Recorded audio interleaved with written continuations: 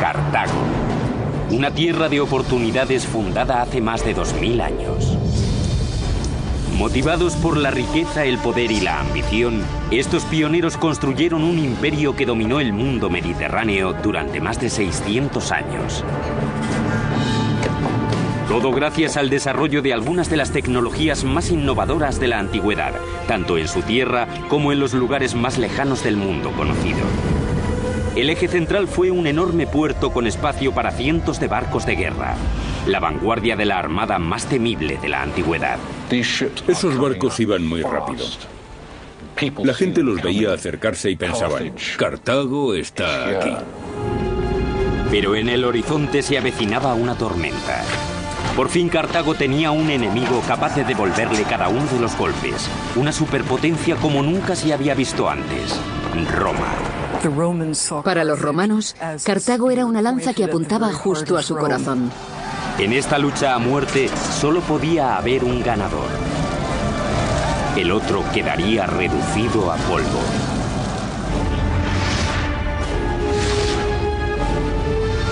La construcción de un imperio, Cartago. Derramamientos de sangre, masacres, hazañas geniales de ingeniería y actos de coraje suicidas marcarían el enfrentamiento entre las dos mayores superpotencias del mundo antiguo, Roma y Cartago. Sería una lucha a muerte, y el resultado cambiaría el curso de la historia occidental. Bienvenidos a Túnez. Hola, soy Peter Weller. De niño oí el nombre de Cartago y sabía que era una ciudad antigua, pero no la situaba en el mapa. Había oído hablar de Aníbal, de los elefantes que cruzaban los Alpes y de sus guerras con Roma. Supe que las llamaron guerras púnicas por la palabra latina punici, Cartago en latín, pero no tenía ni idea de dónde estaba. Pues bien, estuvo aquí, en el extremo norte de Túnez. Detrás de mí se encuentra la capital moderna de Túnez, una ciudad con unos 2 millones de habitantes situada en el mar Mediterráneo. En el siglo IV a.C., Cartago era un imperio absoluto que dominaba el Mediterráneo con una temible armada. Pero la leyenda original de Cartago empieza en la ciudad de Tiro, al este del Mediterráneo, en la ciudad fenicia de Tiro y con una hermosa mujer llamada Dido, con los celos, la codicia y el ansia de poder que separaría para siempre a una familia real. Dido era la hermosa hija del rey Muto. Su marido fue un ambicioso fenicio que había tenido un final prematuro. Fue asesinado por el hermano de Dido, Pigmalión. Temiendo por su vida, Dido huyó cruzando el Mediterráneo desde su patria de Tiro hasta una tierra de nadie en la punta septentrional de África. Negoció con los nativos para comprar tanta tierra como pudiera abarcar la piel de un buey. Inteligente y astuta, Dido mandó cortar la piel en tiras tan finas como fuera posible y las dispuso de tal modo que delimitaran una gran extensión de tierra fértil. Allí, bajo su mando, se construiría la fantástica Kart Hadash, o Ciudad Nueva. Cuando llegaron a Cartago, evaluaron la bahía, observaron las montañas, se fijaron en la corriente de los ríos y vieron un lugar, Birsa, que sería el sitio perfecto para una fortaleza defendible, y dijeron, es aquí, aquí es donde construiremos nuestra ciudad. La colonia de Dido, Cartago, prosperó rápidamente. Según la leyenda, los relatos sobre su riqueza y la belleza de Dido se extendieron tanto que llegaron a oídos de Jarbas, rey de los moros. Parte de la historia de Dido es este relato sobre el rey de los nativos libios, Jarbas, que desea casarse con ella. Pero Dido se niega, según los escritos, por el amor que siente hacia su marido asesinado, y sube a una pira funeraria construida por ella misma para suicidarse. Y aquí, a partir de sus cenizas, se levantaría uno de los mayores imperios del mundo conocido. Rodeados de fuerzas mayores y de un poco de tierra, los fenicios de Cartago regresaron al mar. Estaban abiertos a nuevas ideas, eran pioneros, pragmáticos e incansablemente innovadores.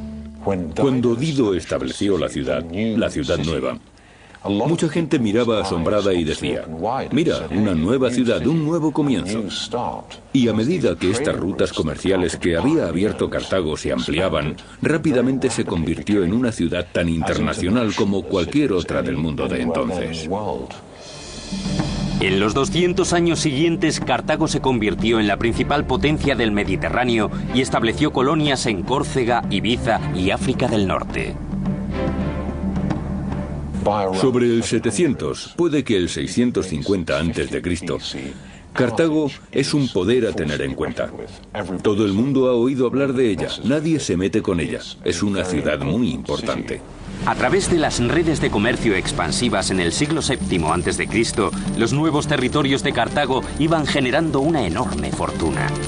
Llegó a tener una población de 300.000 habitantes, convirtiéndola en una de las ciudades más grandes del mundo. En cierto modo se parece a Manhattan, un área relativamente pequeña que acoge a una enorme población. Es un importante centro comercial y cultural, no solo para África del Norte, sino también para todo el Mediterráneo occidental. Antes de los cartagineses se habían emprendido grandes hazañas de ingeniería en nombre de los dioses, pero la atención de Cartago era más cercana. Como sucedería con América 2500 años más tarde, la riqueza de Cartago atrajo a innumerables personas que buscaban hacer fortuna.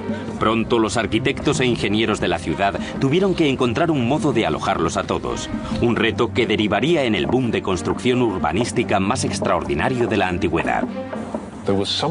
Había algo muy importante para el espíritu de los cartagineses, para su mentalidad, algo relacionado con permanecer dentro de los muros de Cartago. Por lo que la presión para diseñar edificios que pudieran acomodar a toda la gente que quería vivir en la ciudad era muy fuerte. Los cartagineses serían los primeros a gran escala en convertir el cielo de la ciudad en una propiedad privada, mediante la construcción de apartamentos. Tenían una altura de 6 plantas y estaban densamente poblados. ¿Por qué? Porque la gente quería venir a Cartago, un lugar próspero donde pasaban muchas cosas. Si uno quería tener éxito en la vida, debía venir a Cartago. Para construir una ciudad consistente, primero necesitarían materiales con los que hacerlo. La respuesta se encontraba en el Jauría, en la bahía de Túnez.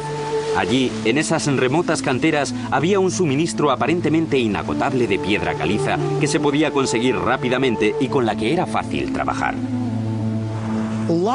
La piedra caliza es la elección perfecta para la construcción y geológicamente había sedimentos de caliza en esa zona, en esa cuenca al alcance de la mano. Los arqueólogos especulan que, igual que habían hecho antes los egipcios, los cartagineses cortaban cada bloque de piedra usando los métodos más sencillos: agua y madera. Después de cincelar un canal lineal de puntos en la cara de una roca, cogían una cuña de madera y la clavaban si era lo suficientemente profundo. Y después humedecían la madera. Y lo que sucedía es que la madera se expandía por el agua y después, de forma natural, resquebrajaba la piedra. La presión cada vez mayor de la madera dilatada hacía que la piedra se agrietara en líneas casi perfectas. A partir de ahí, los trabajadores separaban cada bloque usando palancas y otras herramientas. Cuando los inmensos bloques de piedra se extraían y se transportaban a la ciudad, los cartagineses usaban una construcción a base de columnas y paneles para transformar rápidamente Cartago en una capital dinámica. Está clarísimo que al usar principalmente piedra no tenían en mente recoger e irse a cualquier otro lugar. Era una proyección a largo plazo. Para que cualquier metrópolis sobreviva, se necesita un abastecimiento constante de agua corriente. Cartago no era una excepción, por lo que los ingenieros de la antigua ciudad recurrieron a cisternas como esta. Cada cisterna estaba hecha de una doble capa de cáscara de huevo y arcilla, lo que hacía que la cisterna fuera totalmente hermética. Cada hogar tenía acceso a una cisterna a través de una serie de conductos y canales. Los cartagineses tenían baños totalmente equipados con bañeras y lavabo e incluso duchas años antes que la antigua Roma. Hay constancia, mucho antes de la fundación de Cartago, de la existencia de tuberías domésticas. Pero es en Cartago, en el 600 a.C. más o menos, y más concretamente en la ciudad cartaginesa de Quercoen, en el 450 a.C., donde encontramos la primera evidencia de un sistema unificado de utilización de agua y alcantarillado. Cualquiera puede instalar un baño, pero la pregunta es, ¿qué se hace con las aguas residuales?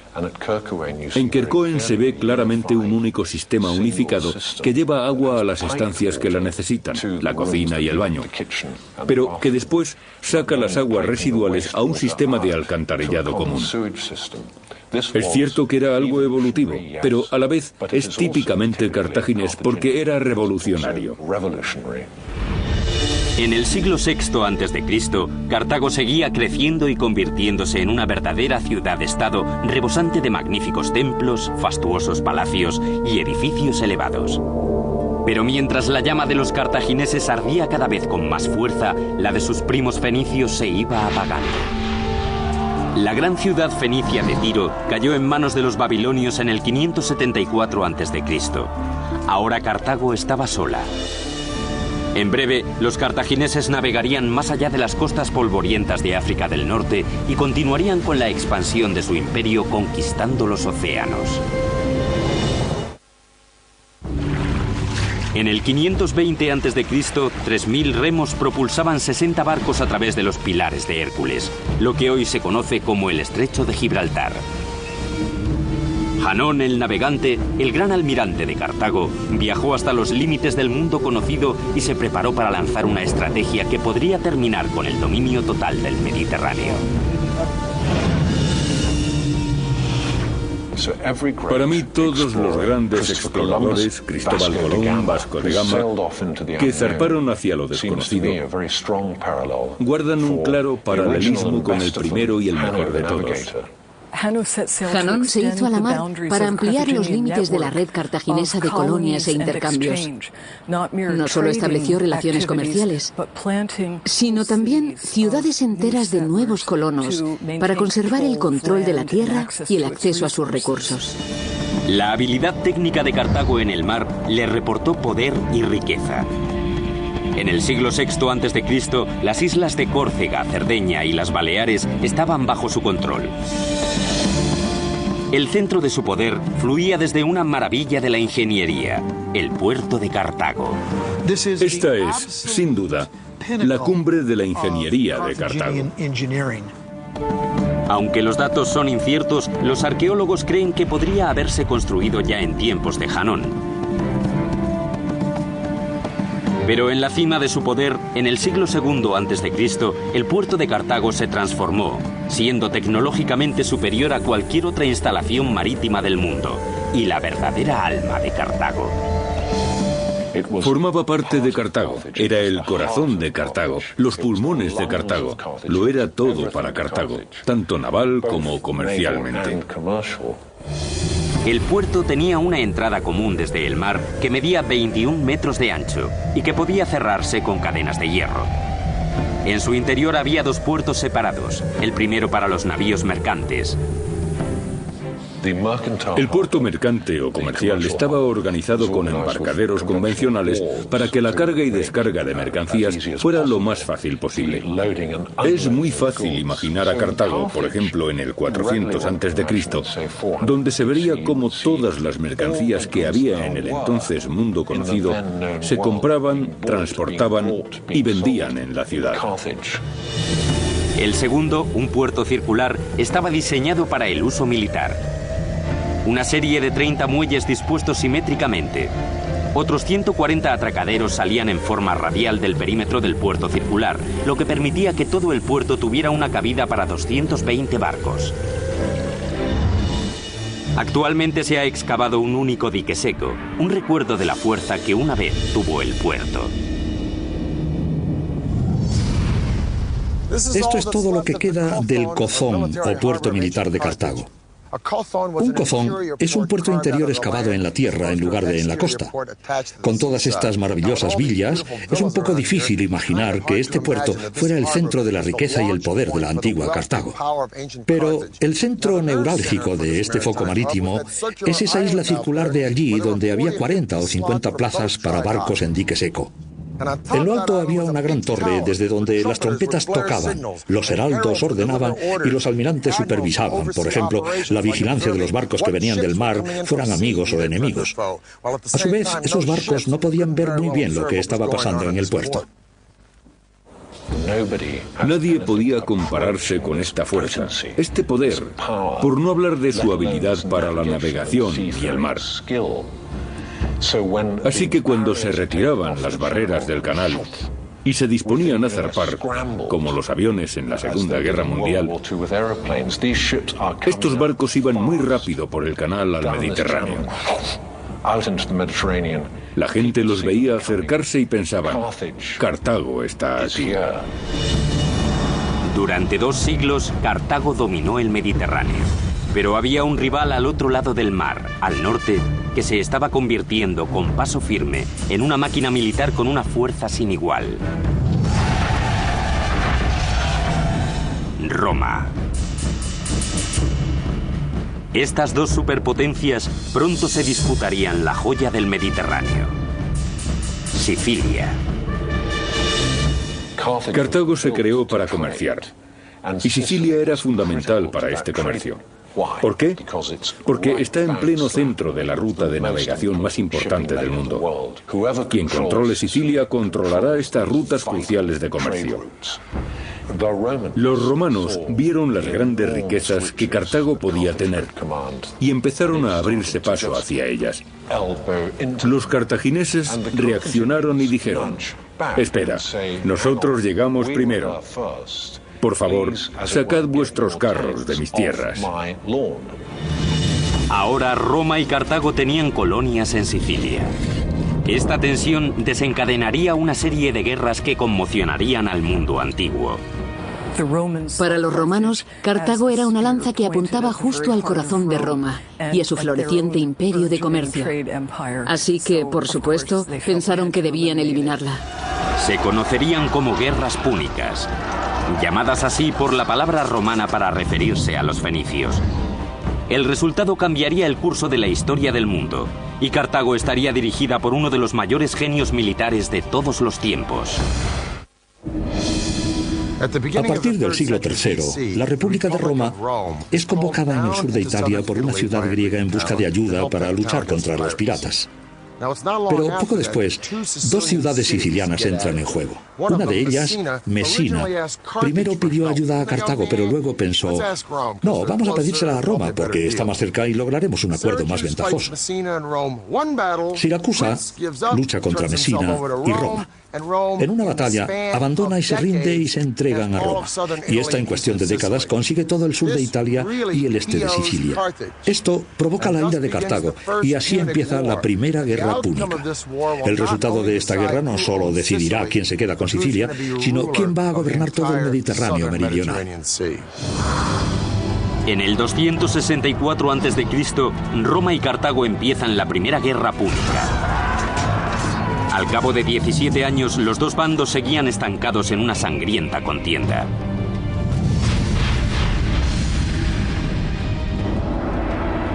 Las tablas parecen romperse cuando un temible y carismático comandante del ejército llamado Amílcar Barca toma el control de las milicias cartaginesas. Amílcar fue el primer gran general del imperio cartaginés. Era un hombre con carisma.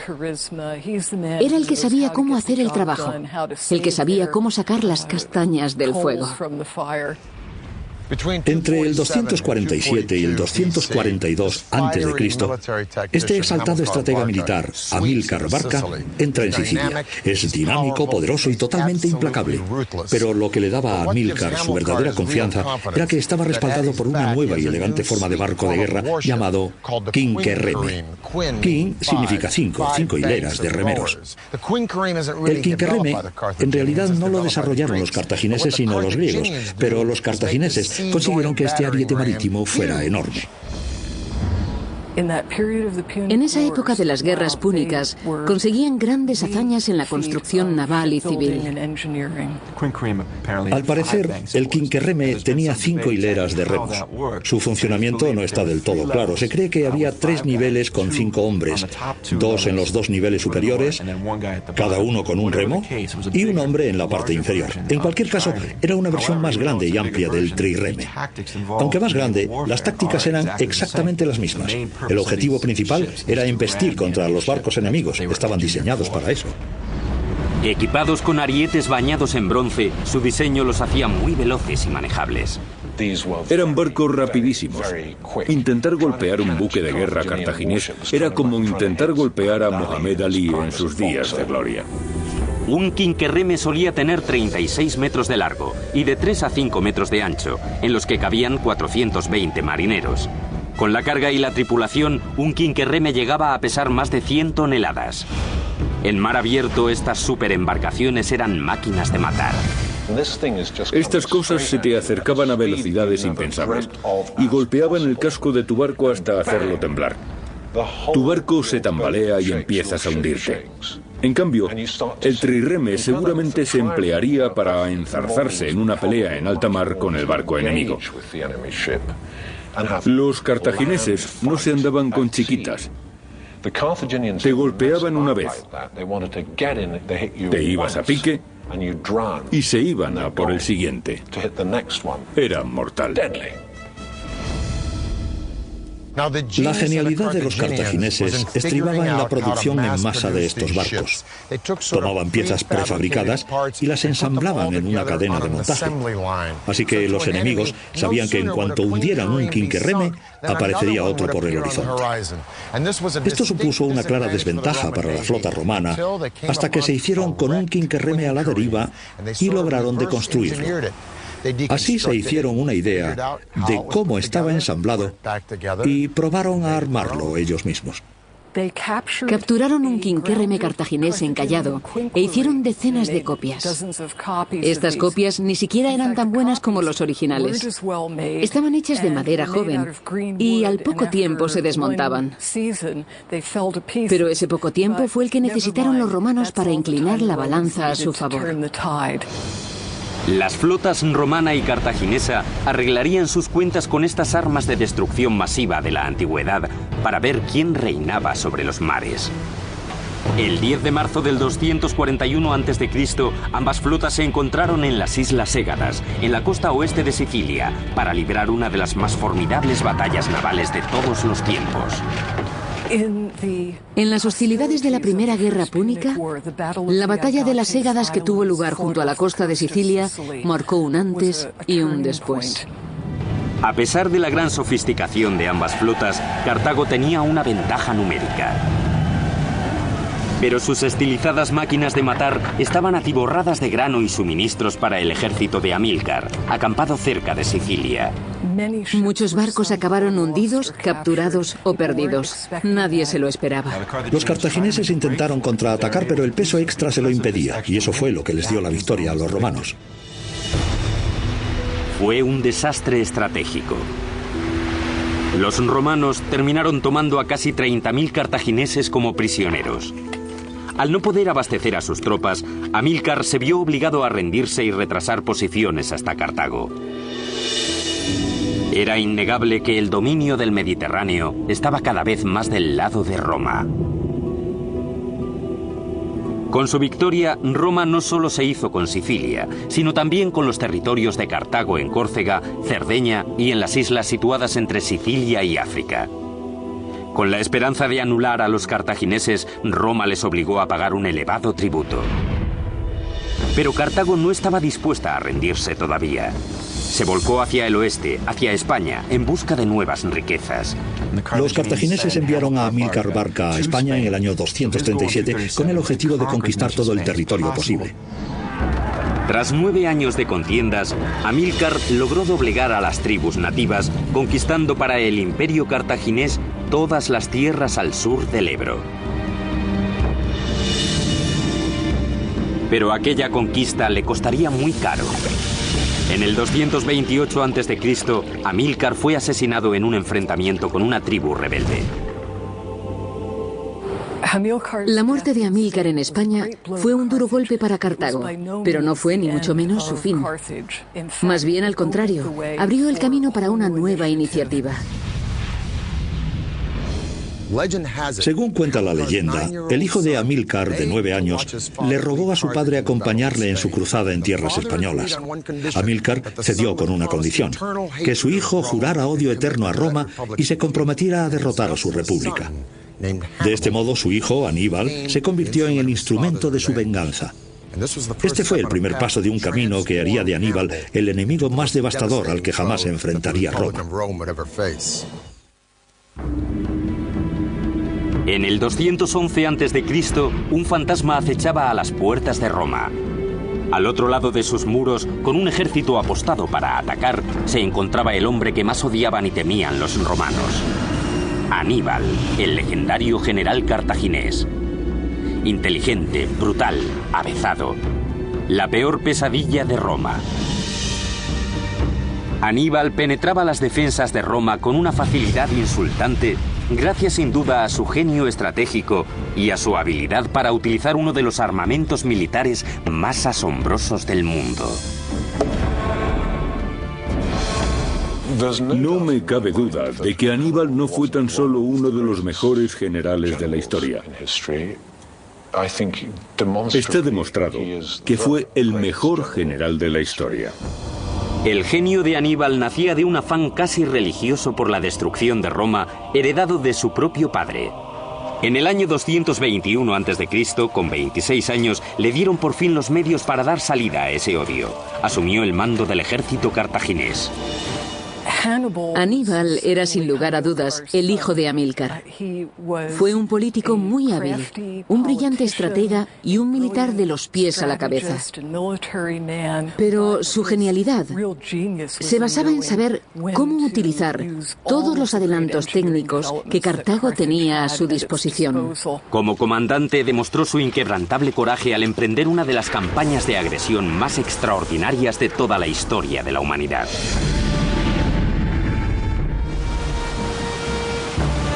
Roma se había hecho dueña y señora del Mediterráneo, lo que significaba que Aníbal no podría llegar hasta su enemigo por mar. Decidido a cumplir la promesa hecha a su padre, Aníbal se propuso lo imposible: avanzar por tierra cruzando los Alpes hasta llegar al corazón del Imperio Romano. Aníbal sabía que le superaban en número, sabía que sus efectivos eran menos numerosos que los romanos, pero se le ocurrió una estrategia que, según creía, le daría la victoria. Lo que haría sería llevar a su ejército a Italia y atacar a los romanos en su propio territorio. En el año 218 a.C., Aníbal partió al frente de un ejército de 90.000 hombres, 12.000 caballos y 37 elefantes adquiridos a sus vecinos africanos del sur. Los elefantes se llevaban usando en la guerra desde hacía siglos. Podían darle la vuelta a una batalla, ya que la caballería del enemigo no podía con ellos. Por eso Aníbal creía que valía la pena llevárselos hasta Italia. En octubre, con casi 1.000 kilómetros recorridos, se enfrentaron a su primer obstáculo, el embravecido Ródano, en tierras galas. Incluso cuando el nivel del agua está más bajo, el cauce del Ródano sigue teniendo de 100 a 150 metros de ancho, llegando a veces a los 200. Todo un reto para los estrategas de Aníbal. En la otra orilla, los galos se agolpaban a la espera de la batalla. Pero primero había que salvar el obstáculo del agua, un peligro potencialmente mortal. Los ingenieros de Aníbal tendrían que doblegar a la naturaleza. No solo era un tremendo desafío logístico, sino que en la otra orilla del río les esperaba una legión de tribus insurgentes. La solución se convertiría en uno de los logros de ingeniería más espectaculares de Cartago. Una serie de balsas de un tamaño tal que podían transportar los animales y los suministros hasta la otra orilla en un tiempo récord. Las balsas tenían más de 60 metros de largo y más de 15 de ancho. Eso significa que con un solo tronco no era suficiente.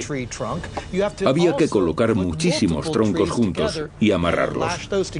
Y para eso hay que saber algo más de nudos que un Boy Scout. Con gran diligencia, los soldados de Aníbal recogieron cantidades ingentes de coníferas de los bosques circundantes y ensamblaron los troncos con sogas. Uno de los factores que tuvieron que tener en cuenta fue la mentalidad de los elefantes. Una vez que los troncos estaban amarrados, las barcazas se apilaron con una capa de ramas y otra de tierra para que los elefantes creyeran que estaban pisando terreno firme. Cuando todo estuvo listo, Aníbal dio la orden de soltar las barcazas. Las tribus galas, atónitas ante su osadía, contemplaron cómo el general cartaginés llevaba sus tropas, su caballería y sus elefantes en masa a través del inestable Ródano. Cuando llegó a la otra orilla, el pánico cundió entre los galos, que salieron huyendo sin presentar resistencia alguna. Toda esta operación llevó poco más de 9 días. En mi opinión, cruzar el Ródano en un espacio tan corto de tiempo y con unos medios tan rudimentarios es uno de los grandes logros de la historia militar. La gente se suele olvidar de los pequeños milagros de la ingeniería que hacen posible ciertos capítulos de la historia. Aníbal y su ejército siguieron adelante y se abrieron camino hasta las faldas de los Alpes. Pronto la inminencia del invierno se unió al hambre y a la fatiga de las tropas. Al ascender, se enfrentaron a otro obstáculo que parecía insalvable. Los peñascos eran gigantescos. Los consejeros de Aníbal ingeniaron un plan que permitiría a los soldados no remontar los peñascos, sino atravesarlos. La estrategia de cruzar los Alpes sorprendió a los italianos. Nadie se esperaba que un ejército con elefantes se pudiera abrir paso.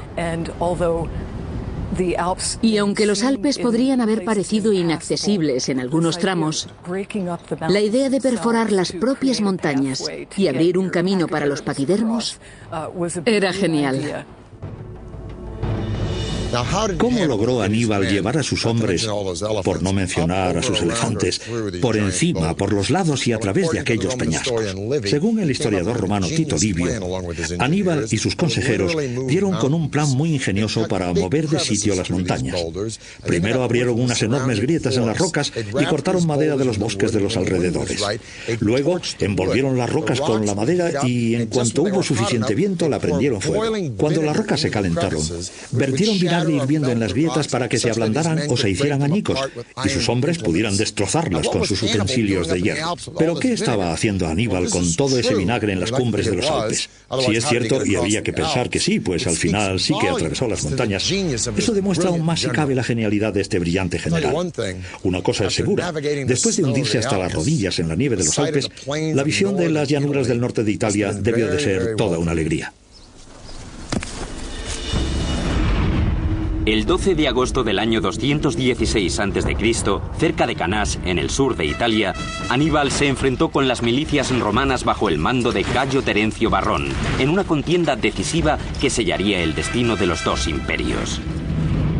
Al alba, Aníbal reunió a un contingente de 50.000 hombres reforzado con la ayuda de mercenarios contratados que se las vería con los 90.000 soldados de Varrón. Este decidió intentar machacar a su oponente enviando un ataque en masa al centro del escuadrón de Aníbal. Una decisión que resultaría fatal para los romanos. Anticipándose a la estrategia de Varrón, Aníbal ordenó a su caballería flanquear a los romanos hasta situarse a su espalda. Aníbal conocía al dedillo la psicología de sus oponentes y era capaz de engañarlos para que le atacaran frontalmente, de modo que sus tropas pudieran rodearles. Totalmente rodeados, los soldados romanos fueron masacrados.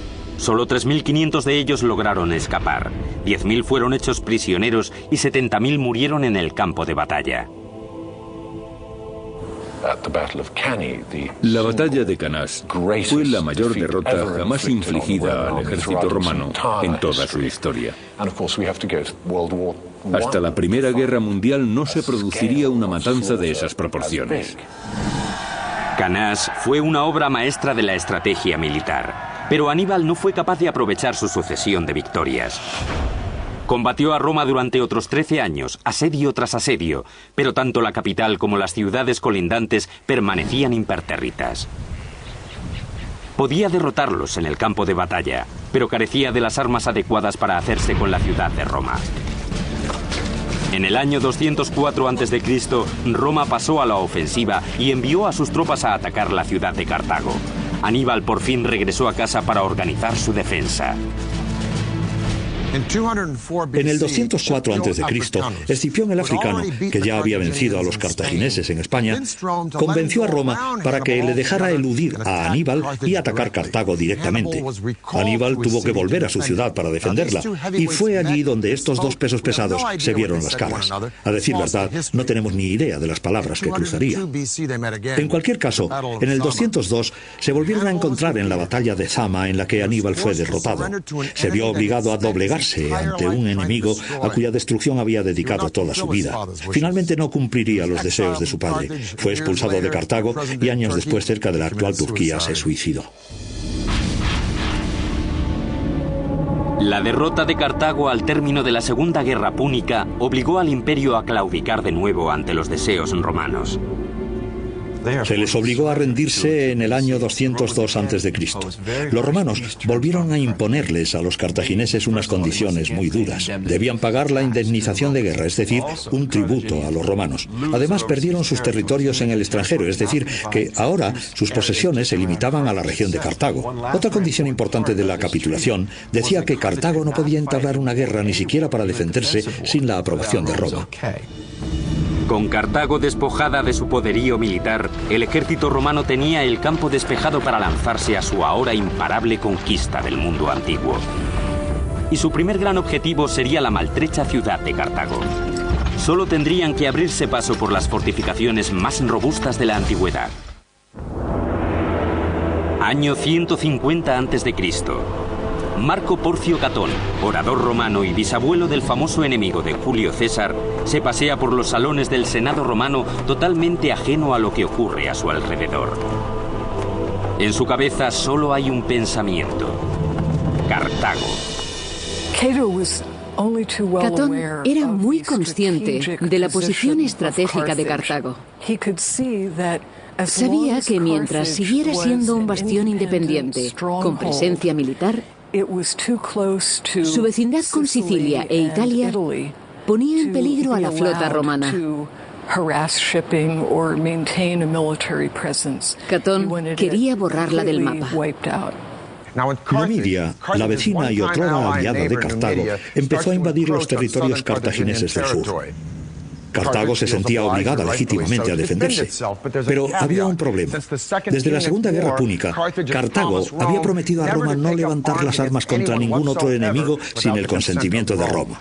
Así pues, Roma envió una comisión para arbitrar el contencioso entre Numidia y Cartago. Uno de los delegados de la comisión era Catón. Cuando Catón vio la prosperidad que Cartago había alcanzado desde la Segunda Guerra Púnica, regresó a Roma y clamó al Senado que esa prosperidad solo podía significar una cosa: que Cartago iba a presentarse a las puertas de Roma de un momento a otro. Ya hablara de calzadas, política o tributos, siempre terminaba su discurso con la frase «Ceterum censeo Carthaginem esse delendam», que significa, por otra parte, opino que Cartago debe ser destruida. Cartago, temiendo su inminente aniquilación y sin ayuda de Roma, tomó las armas. Por su parte, Roma envió una delegación militar y ordenó a los cartagineses evacuar su ciudad. Cuando estos se negaron, dio comienzo la Tercera Guerra Púnica. Ahora era Roma la que tenía un problema, porque de todas las fortificaciones del mundo antiguo, los muros de Cartago eran los más inexpugnables. El tiempo ha destruido la fortaleza hasta sus cimientos. Pero en el año 149 a.C., estas murallas eran la última esperanza de la ciudad. Se trataba de un sistema de amurallado en 3 fases, hecho de piedra maciza.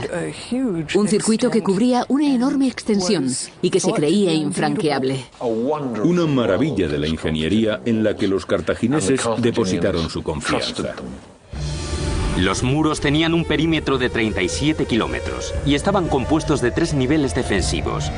Primero, una zanja cavada junto a un muro no muy alto relleno de arena, en el que se apostaría una primera línea de soldados que podrían retirarse rápidamente ante un ataque masivo. El segundo muro estaba construido en piedra y dominaba las defensas exteriores. Tras este segundo muro se erigió una tercera muralla aún más impenetrable de más de 13 metros de altura y 9 de ancho. Cada 180 metros se levantaban 15 torres en las que montaban guardia los centinelas.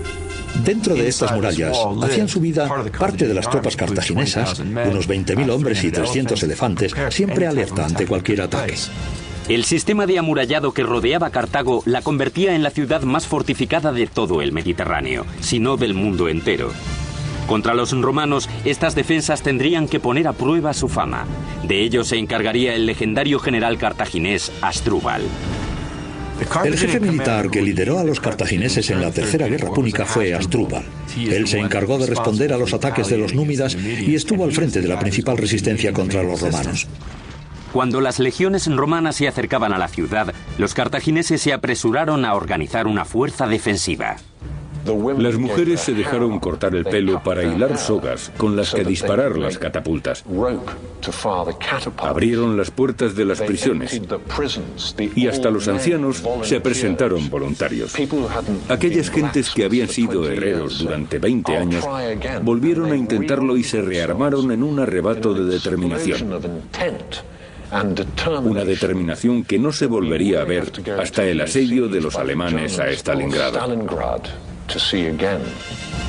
Tras 2 meses de frenético trabajo, reunieron 6.000 escudos, 18.000 espadas, 30.000 lanzas, 120 barcos y 60.000 proyectiles para las catapultas. A pesar de todo ese arsenal, la fuerza de las milicias romanas era aplastante y la ciudad se enfrentaba sola a su propia destrucción.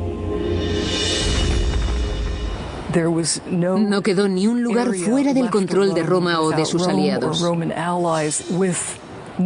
Ninguna de las colonias pudo hacerle frente al imperio. Cartago estaba sola. La ciudad se apostó tras sus inmensas fortificaciones, esperando que, contra todo pronóstico, sus muros repelieran la inminente invasión romana. Cartago resistió el asedio romano durante 3 años.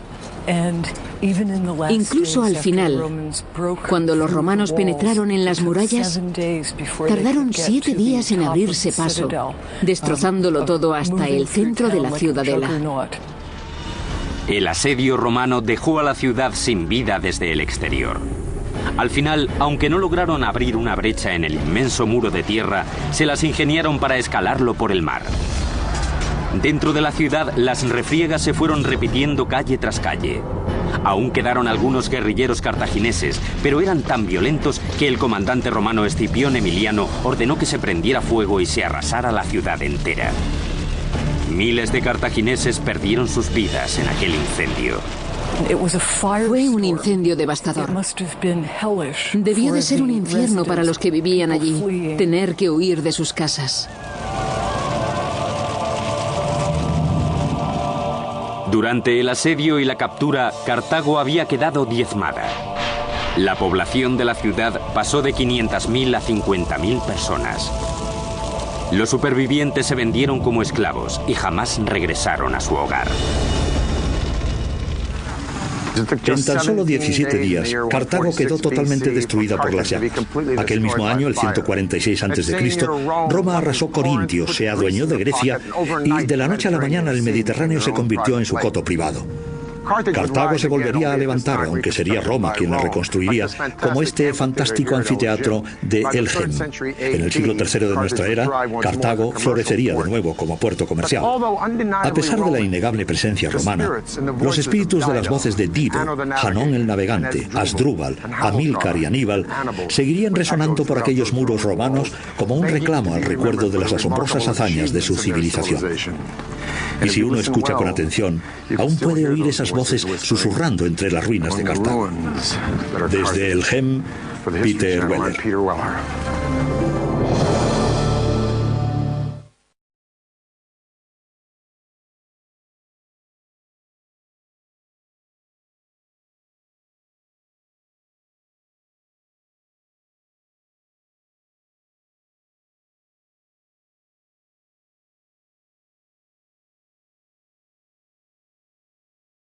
Pero poco después, 2 ciudades sicilianas entran en juego. Una de ellas, Mesina, primero pidió ayuda a Cartago, pero luego pensó, no, vamos a pedírsela a Roma, porque está más cerca y lograremos un acuerdo más ventajoso.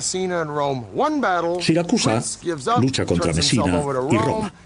En una batalla, abandona y se rinde y se entregan a Roma. Y esta, en cuestión de décadas, consigue todo el sur de Italia y el este de Sicilia. Esto provoca la ira de Cartago, y así empieza la Primera Guerra Púnica. El resultado de esta guerra no solo decidirá quién se queda con Sicilia, sino quién va a gobernar todo el Mediterráneo meridional. En el 264 a.C., Roma y Cartago empiezan la Primera Guerra Púnica. Al cabo de 17 años, los dos bandos seguían estancados en una sangrienta contienda.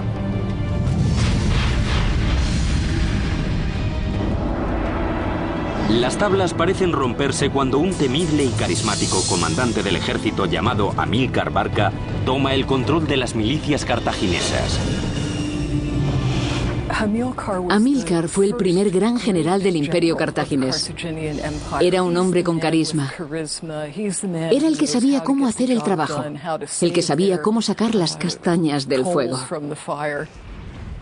Entre el 247 y el 242 a.C., este exaltado estratega militar, Amílcar Barca, entra en Sicilia. Es dinámico, poderoso y totalmente implacable. Pero lo que le daba a Amílcar su verdadera confianza era que estaba respaldado por una nueva y elegante forma de barco de guerra llamado quinquerreme. Quin significa cinco hileras de remeros.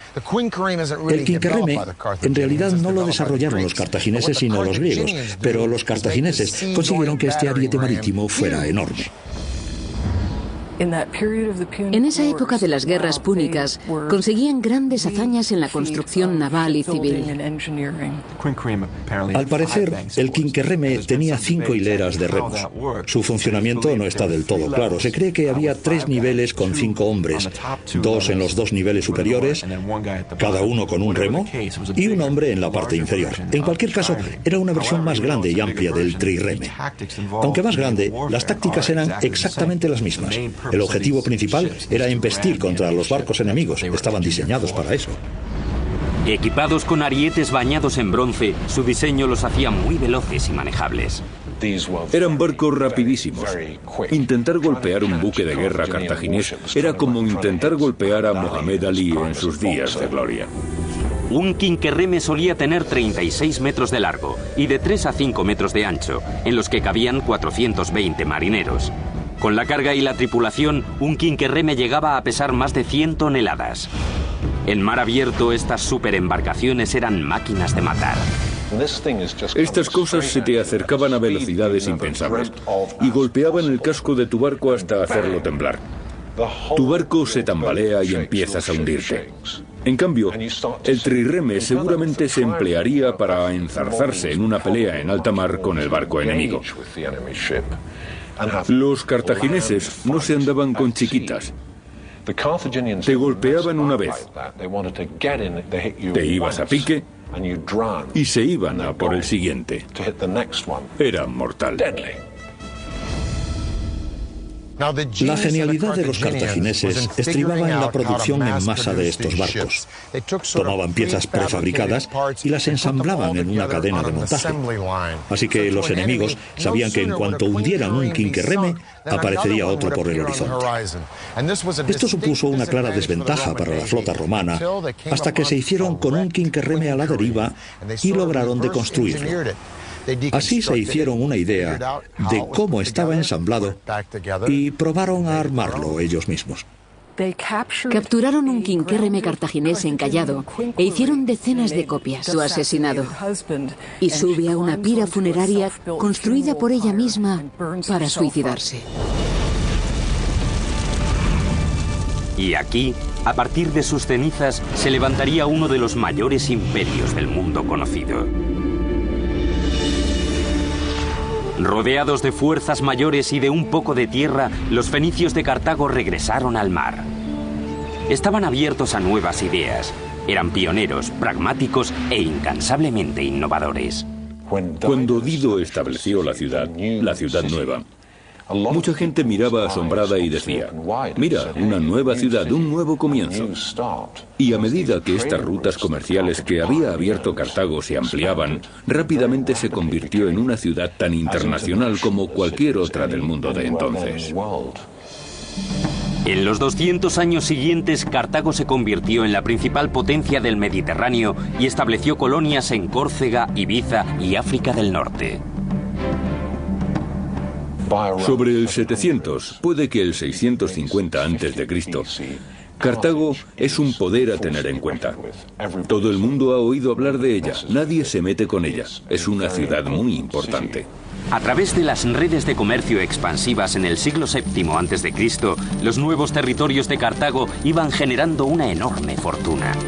Llegó a tener una población de 300.000 habitantes, convirtiéndola en una de las ciudades más grandes del mundo. En cierto modo se parece a Manhattan, un área relativamente pequeña que acoge a una enorme población. Es un importante centro comercial y cultural, no solo para África del Norte, sino también para todo el Mediterráneo occidental. Antes de los cartagineses se habían emprendido grandes hazañas de ingeniería en nombre de los dioses, pero la atención de Cartago era más cercana. Como sucedería con América 2500 años más tarde, la riqueza de Cartago atrajo a innumerables personas que buscaban hacer fortuna. Pronto los arquitectos e ingenieros de la ciudad tuvieron que encontrar un modo de alojarlos a todos, un reto que derivaría en el boom de construcción urbanística más extraordinario de la antigüedad. Había algo muy importante para el espíritu de los cartagineses, para su mentalidad, algo relacionado con permanecer dentro de los muros de Cartago. Por lo que la presión para diseñar edificios que pudieran acomodar a toda la gente que quería vivir en la ciudad era muy fuerte. Los cartagineses serían los primeros a gran escala en convertir el cielo de la ciudad en una propiedad privada, mediante la construcción de apartamentos. Tenían una altura de 6 plantas y estaban densamente poblados. ¿Por qué? Porque la gente quería venir a Cartago, un lugar próspero donde pasaban muchas cosas. Si uno quería tener éxito en la vida, debía venir a Cartago. Para construir una ciudad consistente, primero necesitarían materiales con los que hacerlo. La respuesta se encontraba en el Jauría, en la bahía de Túnez. Allí, en esas remotas canteras, había un suministro aparentemente inagotable de piedra caliza que se podía conseguir rápidamente y con la que era fácil trabajar. La piedra caliza es la elección perfecta para la construcción y geológicamente había sedimentos de caliza en esa zona, en esa cuenca al alcance de la mano. Los arqueólogos especulan que, igual que habían hecho antes los egipcios, los cartagineses cortaban cada bloque de piedra usando los métodos más sencillos, agua y madera. Después de cincelar un canal lineal de puntos en la cara de una roca, cogían una cuña de madera y la clavaban si era lo suficientemente profundo, y después humedecían la madera, y lo que sucedía es que la madera se expandía por el agua y después de forma natural resquebrajaba la piedra. La presión cada vez mayor de la madera dilatada hacía que la piedra se agrietara en líneas casi perfectas. A partir de ahí, los trabajadores separaban cada bloque usando palancas y otras herramientas. Cuando los inmensos bloques de piedra se extraían y se transportaban a la ciudad, los cartagineses usaban una construcción a base de columnas y paneles para transformar rápidamente Cartago en una capital dinámica. Está clarísimo que al usar principalmente piedra no tenían en mente recoger e irse a cualquier otro lugar. Era una proyección a largo plazo. Para que cualquier metrópolis sobreviva, se necesita un abastecimiento constante de agua corriente. Cartago no era una excepción, por lo que los ingenieros de la antigua ciudad recurrieron a cisternas como esta. Cada cisterna estaba hecha de una doble capa de cáscara de huevo y arcilla, lo que hacía que la cisterna fuera totalmente hermética. Cada hogar tenía acceso a una cisterna a través de una serie de conductos y canales. Los cartagineses tenían baños totalmente equipados con bañeras y lavabo e incluso duchas años antes que la antigua Roma. Hay constancia, mucho antes de la fundación de Cartago, de la existencia de tuberías domésticas. Pero es en Cartago, en el 600 a.C. más o menos, y más concretamente en la ciudad cartaginesa de Quercoen, en el 450 a.C., donde encontramos la primera evidencia de un sistema unificado de utilización de agua y alcantarillado. Cualquiera puede instalar un baño, pero la pregunta es, ¿qué se hace con las aguas residuales? En Quercoen se ve claramente un único sistema unificado que lleva agua a las estancias que la necesitan, la cocina y el baño, pero que después saca las aguas residuales a un sistema de alcantarillado común. Es cierto que era algo evolutivo, pero a la vez es típicamente cartaginés porque era revolucionario. En el siglo VI a.C., Cartago seguía creciendo y convirtiéndose en una verdadera ciudad-estado rebosante de magníficos templos, fastuosos palacios y edificios elevados. Pero mientras la llama de los cartagineses ardía cada vez con más fuerza, la de sus primos fenicios se iba apagando. La gran ciudad fenicia de Tiro cayó en manos de los babilonios en el 574 a.C. Ahora Cartago estaba sola. En breve, los cartagineses navegarían más allá de las costas polvorientas de África del Norte y continuarían con la expansión de su imperio conquistando los océanos. En el 520 a.C., 3.000 remos propulsaban 60 barcos a través de los pilares de Hércules, lo que hoy se conoce como el Estrecho de Gibraltar. Hanón el Navegante, el gran almirante de Cartago, viajó hasta los límites del mundo conocido y se preparó para lanzar una estrategia que podría terminar con el dominio total del Mediterráneo. Para mí, todos los grandes exploradores, Cristóbal Colón, Vasco de Gama, que zarparon hacia lo desconocido, guardan un claro paralelismo con el primero y el mejor de todos. Hanón se hizo a la mar para ampliar los límites de la red cartaginesa de colonias e intercambios. No solo estableció relaciones comerciales, sino también ciudades enteras de nuevos colonos para conservar el control de la tierra y el acceso a sus recursos. La habilidad técnica de Cartago en el mar le reportó poder y riqueza. En el siglo VI a.C., las islas de Córcega, Cerdeña y las Baleares estaban bajo su control. El centro de su poder fluía desde una maravilla de la ingeniería, el puerto de Cartago. Esta es, sin duda, la cumbre de la ingeniería de Cartago. Aunque los datos son inciertos, los arqueólogos creen que podría haberse construido ya en tiempos de Hanón. Pero en la cima de su poder, en el siglo II a.C., el puerto de Cartago se transformó, siendo tecnológicamente superior a cualquier otra instalación marítima del mundo, y la verdadera alma de Cartago. Formaba parte de Cartago, era el corazón de Cartago, los pulmones de Cartago. Lo era todo para Cartago, tanto naval como comercialmente. El puerto tenía una entrada común desde el mar que medía 21 metros de ancho y que podía cerrarse con cadenas de hierro. En su interior había dos puertos separados, el primero para los navíos mercantes. El puerto mercante o comercial estaba organizado con embarcaderos convencionales para que la carga y descarga de mercancías fuera lo más fácil posible. Es muy fácil imaginar a Cartago, por ejemplo, en el 400 a.C., donde se vería cómo todas las mercancías que había en el entonces mundo conocido se compraban, transportaban y vendían en la ciudad. El segundo, un puerto circular, estaba diseñado para el uso militar. Una serie de 30 muelles dispuestos simétricamente. Otros 140 atracaderos salían en forma radial del perímetro del puerto circular, lo que permitía que todo el puerto tuviera una cabida para 220 barcos. Actualmente se ha excavado un único dique seco, un recuerdo de la fuerza que una vez tuvo el puerto. Esto es todo lo que queda del Cozón o puerto militar de Cartago. Un cozón es un puerto interior excavado en la tierra en lugar de en la costa.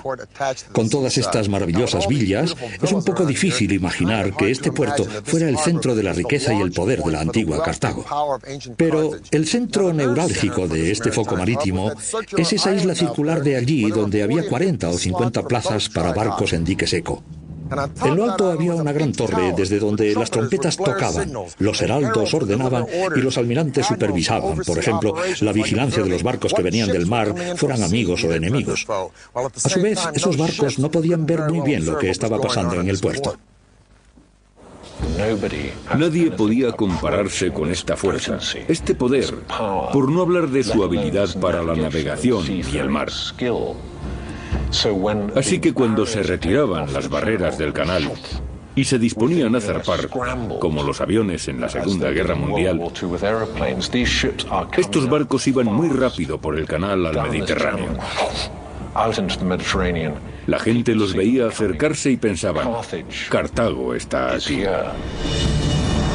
Durante 2 siglos, Cartago dominó el Mediterráneo. Pero había un rival al otro lado del mar, al norte, que se estaba convirtiendo con paso firme en una máquina militar con una fuerza sin igual. Roma. Estas 2 superpotencias pronto se disputarían la joya del Mediterráneo: Sicilia. Cartago se creó para comerciar, y Sicilia era fundamental para este comercio. ¿Por qué? Porque está en pleno centro de la ruta de navegación más importante del mundo. Quien controle Sicilia controlará estas rutas cruciales de comercio. Los romanos vieron las grandes riquezas que Cartago podía tener y empezaron a abrirse paso hacia ellas. Los cartagineses reaccionaron y dijeron, espera, nosotros llegamos primero. Por favor, sacad vuestros carros de mis tierras. Ahora Roma y Cartago tenían colonias en Sicilia. Esta tensión desencadenaría una serie de guerras que conmocionarían al mundo antiguo. Para los romanos, Cartago era una lanza que apuntaba justo al corazón de Roma y a su floreciente imperio de comercio. Así que, por supuesto, pensaron que debían eliminarla. Se conocerían como guerras púnicas, llamadas así por la palabra romana para referirse a los fenicios.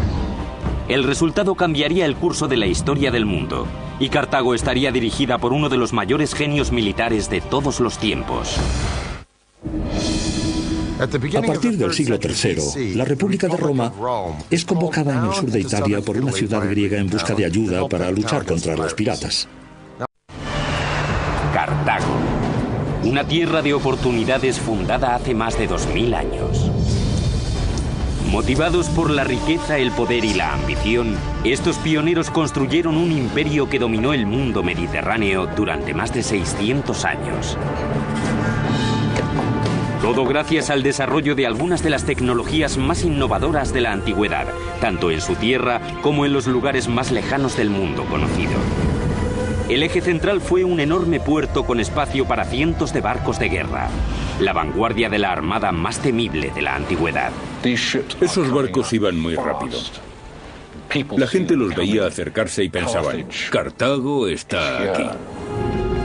Pero en el horizonte se avecinaba una tormenta. Por fin Cartago tenía un enemigo capaz de devolverle cada uno de los golpes. Una superpotencia como nunca se había visto antes: Roma. Para los romanos, Cartago era una lanza que apuntaba justo a su corazón. En esta lucha a muerte solo podía haber un ganador.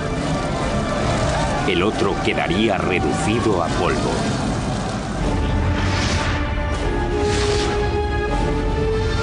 La construcción de un imperio, Cartago. Derramamientos de sangre, masacres, hazañas geniales de ingeniería y actos de coraje suicidas marcarían el enfrentamiento entre las 2 mayores superpotencias del mundo antiguo: Roma y Cartago. Sería una lucha a muerte, y el resultado cambiaría el curso de la historia occidental. Bienvenidos a Túnez. Hola, soy Peter Weller.